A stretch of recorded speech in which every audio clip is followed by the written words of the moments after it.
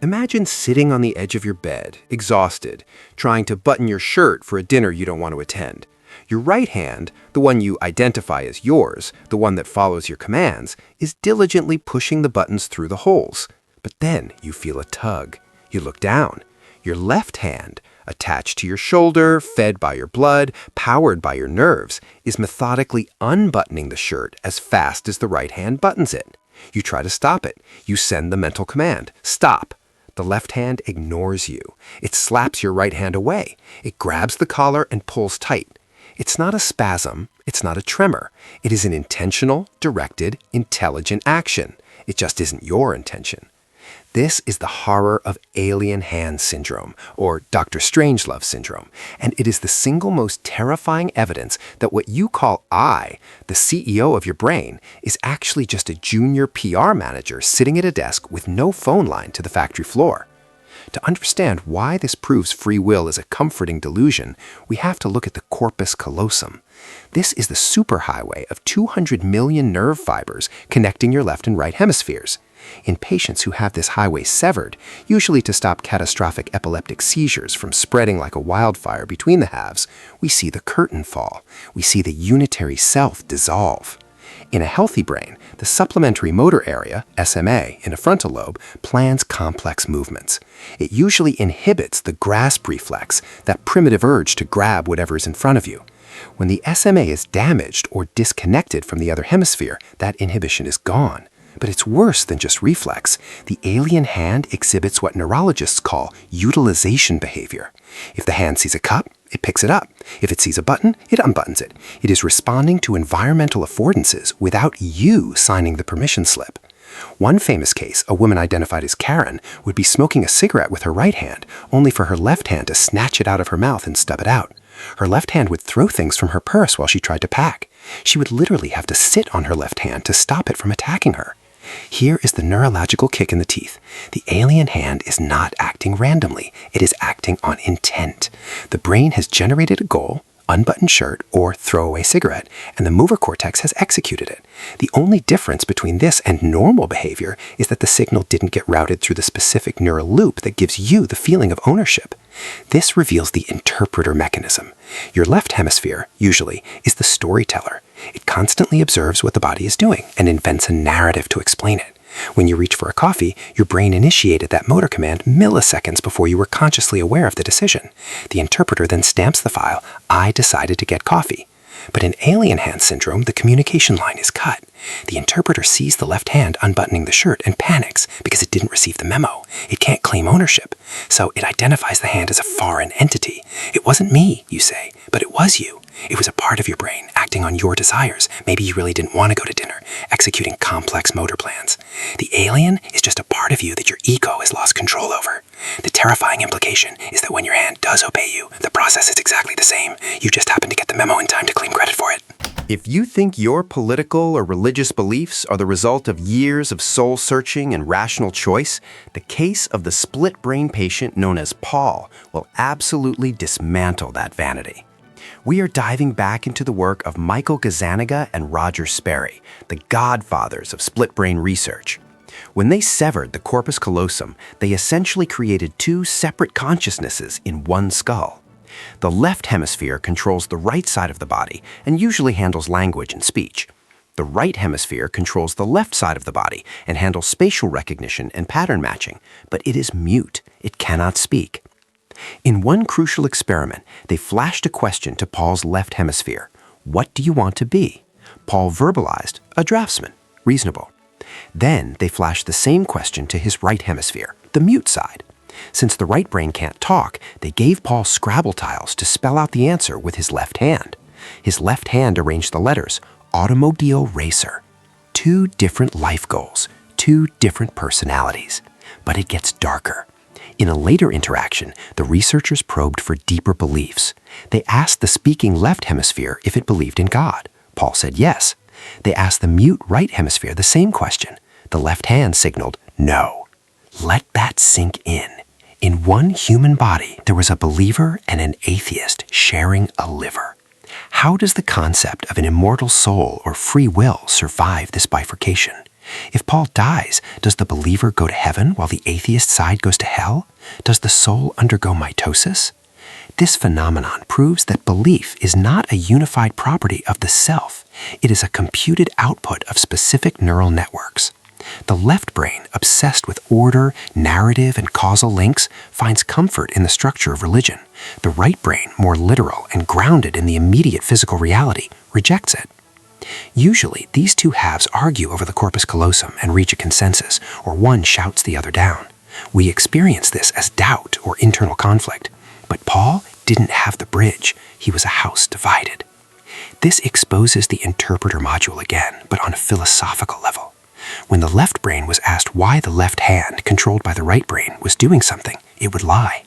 In one test, the right brain was shown a snowy scene, so the left hand pointed to a shovel. The left brain was shown a chicken claw. When asked why his hand pointed to a shovel, the left brain didn't say, "I don't know, I didn't see the snow." That would be admitting it wasn't in charge. Instead, it instantly confabulated, "Oh, the shovel is to clean out the chicken coop." It made up a reason to justify an action it didn't initiate. We do this constantly. We vote for a candidate because of their tie color or height, subconscious variables, and then our interpreter writes a 500-word essay on their fiscal policy to justify the gut feeling. We are not rational agents. We are rationalizing agents. Paul's theological civil war is just the most extreme version of the argument happening in your head right now.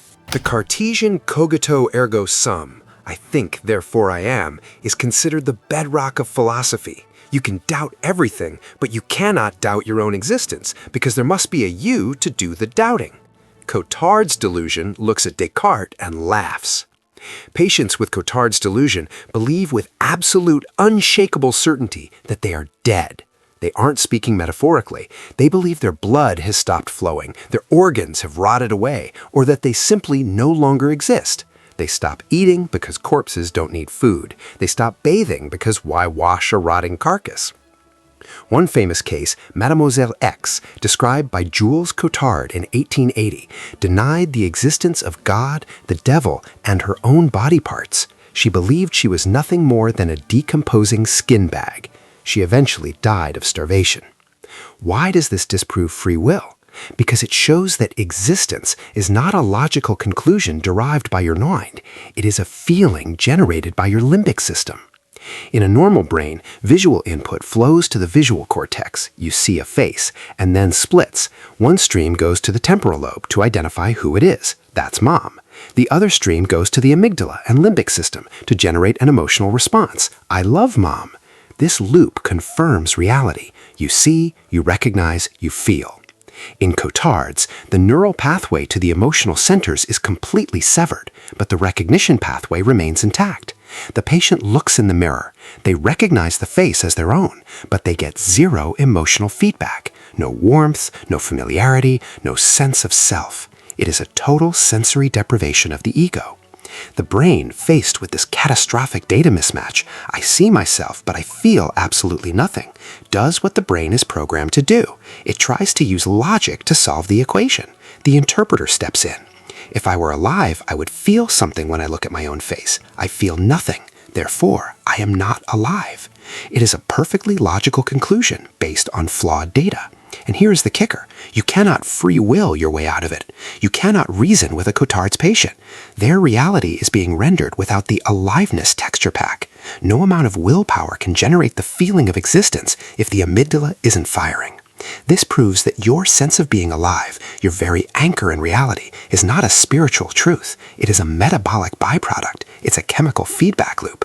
When that loop breaks, your logic doesn't save you. Your logic turns on you and convinces you that you are a walking corpse. You are at the mercy of your hardware. Lewis Carroll, the author of Alice in Wonderland, suffered from severe migraines. It is widely believed that the scenes where Alice grows until her neck stretches above the trees or shrinks until she almost drowns in her own tears were not drug-induced fantasies, but documentary reports of his own parietal lobe malfunctions. Alice in Wonderland syndrome, AIWS, is a disorienting neurological condition where the patient's perception of size and distance becomes grotesquely distorted. Objects or parts of one's own body appear incredibly tiny, micropsia, or titanically huge, macropsia. The floor might look like it's inches from your face, or the door handle might seem to be a mile away, talopsia. This usually happens during the aura phase of a migraine or during viral infections like Epstein-Barr. It stems from abnormal electrical activity in the tempoparietal junction, TPJ. This is the part of the brain responsible for integrating sensory information to create your body schema, the internal map of where your body ends and the world begins. This syndrome reveals that your body is not a physical absolute to your mind, it is a simulation. You do not experience your hand directly, you experience a render of your hand created by the parietal lobe. We tend to think that we inhabit our bodies like a driver in a car, but AIWS shows that the car is made of software. When the software glitches, your hand can feel like it's the size of a watermelon. You can feel like you are sinking through the floorboards. Consider the implications for volition. If you reach for a cup of water, your brain calculates the distance, the size of the cup, and the length of your arm. In AIWS, these variables are corrupted. You might reach out and knock the cup over because your brain told you it was 3 feet away when it was actually 1 foot away. The you that is trying to grab the cup is helpless against the data feed. We trust our senses implicitly to make free choices. I choose to pick up this cup, but if your senses lie, your choice is invalid. You are operating in a virtual reality headset that is dissynchronized. If we are slaves to the accuracy of our parietal lobes, in what sense are we free? We are only as free as our sensors are calibrated. A minor electrical storm in the TPJ, and reality itself becomes a funhouse mirror that you cannot escape. In 1941, a Norwegian woman named Monrad Krohn was hit by shrapnel during an air raid. She survived, but when she woke up, she no longer sounded Norwegian. She spoke with a thick, distinct German accent. This was 1941, in Norway, occupied by Nazis. You can imagine her life became a living hell. She was ostracized, refused service, and suspected of being a collaborator. But she wasn't. She was a patriot. She simply couldn't stop sounding like the enemy. Foreign accent syndrome, FAS, is incredibly rare, but it is real. It is not an accent in the theatrical sense. The patient hasn't forgotten their language. What has happened is damage to the motor planning areas of the brain, specifically the tiny regions of the left hemisphere that control the timing, intonation, and stress of speech, prosody. Speech is a motor miracle. To say hello, you have to coordinate over 100 muscles in the lips, tongue, jaw, and larynx with millisecond precision. In FAS, the timing is slightly off. Vowels are elongated, consonants are clipped, pitch varies strangely. To the listener's ear, the brain pattern matches this distortion to the closest known template. For the Norwegian woman, the lengthened vowels and harsh consonants sounded German. For an American stroke victim, it might sound British or Jamaican. The tragedy of FAS is the loss of identity. Our voice is the primary vehicle of our personality. We use intonation to convey sarcasm, warmth, authority, or submission. FAS patients lose control over this emotional layer. They might try to sound loving, but the motor damage makes them sound harsh and Teutonic. They might try to sound serious, but the lilt makes them sound comical. The free will illusion here is that we control how we present ourselves to the world. We think, I will say this gently. You initiate the thought, but the machinery that translates that thought into sound waves is mechanical. If the gearbox is stripped, it doesn't matter how good of a driver you are. You step on the gas and the car lurches backward. These patients often report feeling like a stranger is living in their throat. They hear themselves speak and they don't recognize the person talking. The feedback loop of identity, I speak, I hear myself, I confirm it is me, is broken. It proves that personality is largely a performance of motor cortex timing. Shift the timing by 50 milliseconds and your entire social identity, your heritage, your perceived soul changes instantly. You are not the singer, you are just the sheet music. The brain is the instrument, and if it goes out of tune, the song changes, whether you like it or not. Lord Nelson, the famous British admiral who lost his right arm in battle, claimed that the sensation of his phantom fingers digging into his phantom palm was direct proof of the existence of the soul.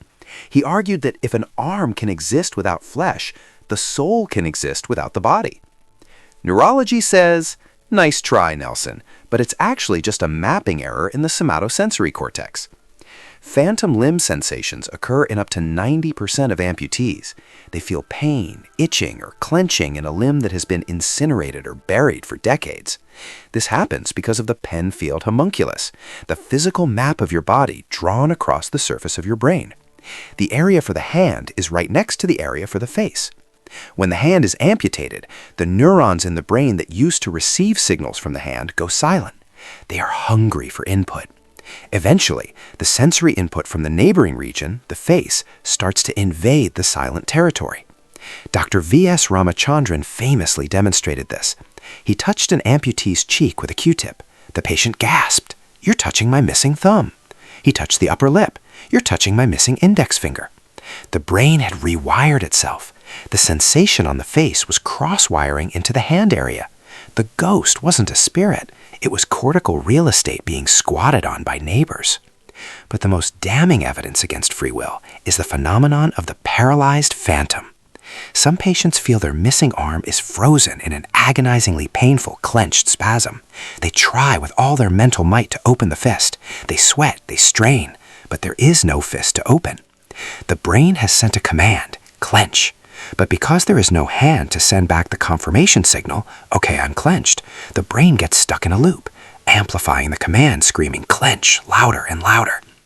Ramachandran invented the mirror box to cure this. The patient puts their good hand in a box with a mirror, creating the visual illusion that the missing hand is returned. They clench the good hand, then open it while watching the reflection. The brain sees the reflection. The visual cortex tells the motor cortex, "Look, the hand opened. The loop is broken. The phantom spasm releases. The pain vanishes." Think about this. The patient's conscious will to stop the pain failed for years. A cheap parlor trick with a mirror succeeded in seconds. The brain didn't care about the self's desire to not be in pain. It only cared about the visual input loop. We are easily hacked because we are machines. We are not ghosts driving machines. We are the code running on the machine, and the code has bugs. We end with the inverse of Cotard's, and perhaps the most heartbreaking glitch of them all, Capgras Delusion. A patient comes home to his wife of 30 years. He looks at her. He sees her hair, her eyes, her smile. He admits she looks exactly like his wife. She sounds like his wife. She knows everything his wife knows. But he grabs the phone and calls the police. "There is an imposter in my house. This woman is a double. She has killed my wife and replaced her." This is the two-factor authentication failure of human love. As we discussed with Cotard's, vision has two pathways: identification, temporal lobe, and emotion, amygdala. In Capgras, the identification is perfect. The visual cortex says, "Match found, wife." But the wire to the amygdala, the emotional glow, the gut feeling of warmth you get when seeing a loved one, is cut, often due to trauma or dementia. The brain is suddenly in a crisis. The interpreter wakes up. It has a premise: I love my wife. When I see my wife, I feel love. It has an observation: I see this woman, but I feel zero emotion. A rational, free-thinking agent might conclude, my brain is damaged. But the interpreter is not a scientist. It is a spin doctor. It defends the ego. It cannot admit the I is broken, so it changes the variables of the world to fit the feeling. If I don't feel love, then this cannot be my wife, but she looks exactly like her. Therefore, she is an imposter, a robot, an alien clone. This logic is impenetrable. Patients have murdered their spouses because they were convinced they were sleeping with an enemy agent. Capgras proves that love is not a decision. You don't choose to love your family. Love is a physiological autonomic response, like sweating or shivering. When the hardware fails, the love evaporates, and your conscious mind, your free will, doesn't try to get it back. Instead, it immediately constructs a paranoid reality to justify the apathy. We like to believe that our relationships are bonds of the soul, unbreakable by physical trauma. Capgras shows us that if you snip one wire in the fusiform gyrus, your mother becomes a stranger, your child becomes an actor, your life becomes a stage play.